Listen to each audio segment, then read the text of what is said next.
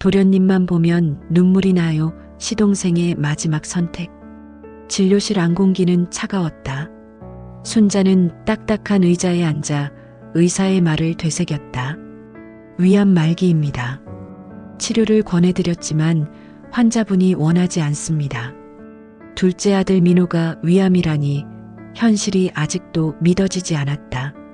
손가락 사이로 흘러내리는 시간 속에서 순자의 기억은 거꾸로 흘러갔다. 첫째 준호는 언제나 자랑거리였다. 어릴 때부터 전교 1등, 명문대학 졸업에 국제통역사인 아내까지. 친척들 앞에서 준호 이야기만 꺼내면 어깨가 으쓱했다. 반면 둘째 민호는, 순자는 고개를 저었다. 박봉의 결혼도 못한 채 혼자 사는 아들. 집안 대소사 때마다 바빠서 못 온다고 핑계를 대게 만든 것도 사실은 순자 자신이었다. 민호가 있으면 왠지 체면이 깎이는 것 같았다. 민호는 그 마음을 알면서도 모른 척 해주었다. 늘 그런 착한 아이였는데. 갑자기 20년 전 장면이 선명하게 떠올랐다. 중학교 3학년 민호의 생일. 몇 년을 졸라대서야 겨우 사준 나이키 운동화. 민호는 그 신발을 머리맡에 곱게 놓고 잠들었다. 세상을 다 가진 듯한 표정으로. 하지만 다음날 비가 와 민호는 새 신발이 젖을까봐 헌 운동화를 신고 학교에 갔다. 그날 오후 학교에서 돌아온 첫째 준호의 신발이 젖어 다시 학원에 가야 하는 준호에게 순자는 망설임 없이 둘째 민호의 새 운동화를 첫째 준호에게 신겼다. 하루만 신고 가거라. 저녁에 돌아온 준호의 발끝에는 진흙과 빗물에 엉망이 된 운동화가 있었다. 민호가 울음을 터뜨리자 순자는 화를 냈다. 신발 하나 가지고 왜 그래? 민호는 단 한 번도 그 신발을 신지 않았다. 아, 그때 내가 왜 그랬을까? 순자는 가슴을 쥐어뜯었다. 왜 늘 민호를 뒤로 밀어냈을까? 왜 준호만 앞세웠을까? 이제 와서 후회해도 늦었다. 입원실 문이 닫히는 소리가 유독 크게 들렸다. 순자는 복도 의자에 주저앉으며 떨리는 손으로 얼굴을 가렸다. 눈물이 손가락 사이로 새어나왔다. 민호가 어떻게 이렇게... 목소리는 거의 속삭임에 가까웠다. 앞에 서 있던 큰아들 준호가 팔짱을 낀 채 입을 열었다. 민호가 형수한테 먼저 연락한 건 솔직히 기분 나쁘지만 그는 잠시 말을 멈추더니 차갑게 이어갔다. 저 녀석 보험도 제대로 없을 거 아냐? 병원비는 어떻게 할 거야? 앞으로 몇 천만 원, 아니 몇 억이 들 수도 있는데. 순자는 아연실색했다. 민호가 죽음의 문턱에서 헤매고 있는데 큰아들은 병원비 걱정만 하고 있었다. 머리에 망치를 얻어맞은 듯 어지러웠다. 숨이 막혔다. 준호야, 지금 그런 얘기를... 순자의 목소리가 떨렸다. 엄마, 현실을 봐야죠. 저 녀석 월급 얼마나 되는지 엄마도 알잖아요. 저축도 없을 텐데. 준호는 시계를 들여다보며 말했다. 나도 애들 영어 유치원비, 대출금이 있어서 여유 없어요. 그 순간 옛 기억이 칼날처럼 스쳤다. 어릴 적부터 준호는 늘 자기 중심이었다. 그리고 순자 자신이 그런 아들을 만든 장본인이었다는 사실이 가슴을 짓눌렀다. 준호에게는 늘 한약을 다려주고 홍삼과 각종 보약을 챙겨 먹였다. 우리 큰아들 몸 튼튼해야지라며 최고급 것만 골라주었다. 반면 체구가 작고 병치레가 잦던 민호에게는 형편이 안 된다는 말로 얼버무렸다. 약국 종합 비타민 대신 학교 우유가 최고야. 꼭 빠뜨리지 말고 먹어라며 억지로 위로했던 기억. 민호는 그때도 알고 있었을 것이다. 형에게는 몸에 좋다는 건 다 해주면서 자신에게는 우유 한 잔으로 때우려 한다는 걸. 그래도 민호는 한 번도 불평하지 않았다. 네, 엄마. 우유가 정말 맛있어요라며 웃어주었다. 지금 현실은 어떤가? 누구보다 마음 착했던 민호가 병실에 누워있고 온갖 보약으로 키운 준호는 차가운 얼굴로 병원비 타령만 늘어놓고 있었다. 내가 뭘 잘못한 걸까? 순자는 고개를 떨구었다.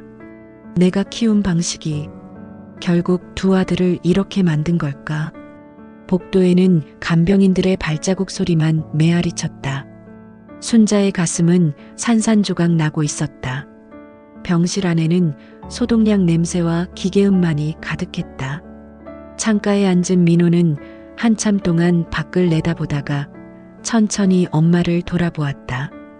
그의 얼굴은 창백했지만 눈빛만은 또렷했다. 엄마. 민호의 목소리가 나지막이 울렸다. 나 고향으로 내려가고 싶어. 바다 소리 들으면서 마지막을 보내고 싶어.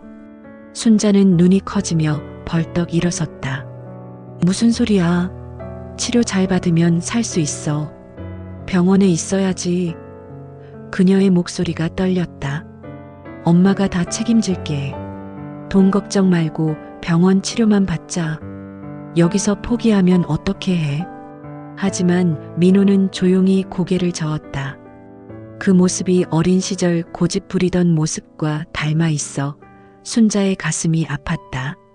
엄마, 평생 나 엄마 말 안 들은 적 없었어요. 민호의 말이 이어졌다. 근데 이번만큼은. 민호가 엄마의 손을 잡았다. 마지막만큼은 내가 원하는 대로 하게 해줘요. 엄마한테 마지막으로 하는 부탁이에요. 그 말에 순자의 세상이 무너져 내렸다. 어릴 적부터 민호에게 단 한 번도 내가 하고 싶은 대로 해보라고 말해준 적이 없다는 사실이 칼날처럼 파고들었다. 늘 형을 본받아라, 조용히 해라, 참아라만 반복했던 자신이 보였다. 순자의 눈물이 민호의 손등 위로 뚝뚝 떨어졌다. 민호는 그런 엄마를 바라보며 잔잔히 웃었다. 그 미소에는 원망 대신 따뜻함이 있었다. 엄마 괜찮아요. 그래도 엄마 아들이라서 행복했어요. 민호가 엄마의 손을 꼭 잡았다. 정말이에요. 형한테 미운 털 박힐까봐 항상 조심스러워 하셨지만 그래도 엄마는 나를 사랑했다는 거 알고 있었어요. 순자는 흐느끼며 고개를 저었다. 아니야. 엄마가 너무 못했어. 이번만. 민호의 목소리가 간절했다. 제발 제 소원 들어주세요. 바다가 보이는 곳에서 조용히. 그게 제가 바라는 마지막이에요. 순자는 아무 말도 할 수 없었다. 그동안 외면했던 둘째의 목소리가 마지막 순간에서야 가슴 깊이 파고들고 있었다. 창밖으로 석양이 지고 있었다. 민호는 병원 치료를 거부한 뒤 점점 힘을 잃어갔다. 고향의 오래된 빈집을 고쳐 엄마와 함께 지내며 하루하루 젊은 생명이 시들어가는 것을 지켜보는 순자의 가슴은 무너져 내렸다. 밤마다 기침이 심해지는 민호는 오히려 엄마를 걱정했다. 엄마 나보다 엄마가 더 힘들어 보여. 그는 알았다. 형 준호는 절대 엄마의 노년을 책임지지 않을 거라는 것을. 민호는 진작부터 알고 있었다. 엄마가 형 준호의 학비와 결혼 자금을 대주느라 고향집까지 팔아야 했던 걸.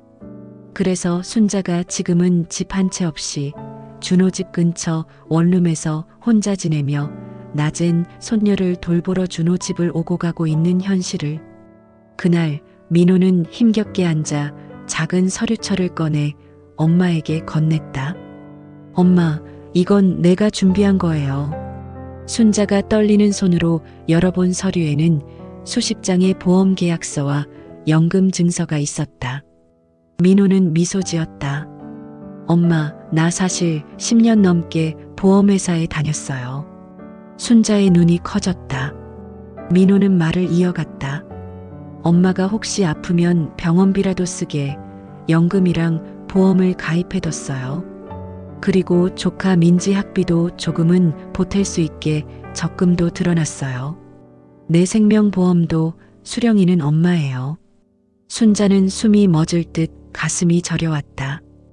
평생 내세울 것 없다며 소외시켰던 아들이 사실은 누구보다 엄마를 위해, 가족을 위해 조용히 준비해왔던 것이다. 민호는 힘겹게 손을 내밀며 말했다. 엄마, 이제는 저 걱정 말고 엄마 건강만 챙기세요. 이게 제 마지막 소원이에요. 순자는 울음을 참지 못하고 아들을 끌어안았다. 민호야, 미안하다. 엄마가 평생 너한테 해준 게 없는데 너는 끝까지 엄마 걱정만 하는구나. 창밖에서는 고향 바다의 파도 소리가 잔잔히 들려왔다. 민호의 노력들은 엄마의 남은 삶을 지탱할 유산이 되어 있었다. 민호는 사실 치료를 받고 싶은 마음이 있었다. 의사가 말한 10%도 안 되는 성공률이지만 그래도 살고 싶었다. 하지만 답답한 병원에서 몇 달을 보내다 결국 떠나게 된다면 마지막 남은 소중한 시간마저 잃게 될 것 같았다. 민호는 평생 일만 하며 살았다. 여행은 사치라고 여겼고 자존감도 낮아서 내가 행복을 누릴 자격이 있을까라며 늘 스스로를 억눌렀다. 동료들이 휴가 이야기를 할 때면 괜히 바쁜 척하며 자리를 피했다. 하지만 마음 깊은 곳에는 하나의 꿈이 있었다. 10년 후 꼭 가고 싶던 스위스 여행. 알프스 산맥과 맑은 호수, TV에서만 봤던 그 풍경을 직접 보고 싶었다. 월급에서 조금씩 떼어 모은 여행 적금이 그 증거였다. 하루하루 버틸 수 있는 힘이기도 했다. 하지만 병 많은 그 꿈마저 앗아갔다. 그래서 그는 스위스 대신 고향 바다를 택했다.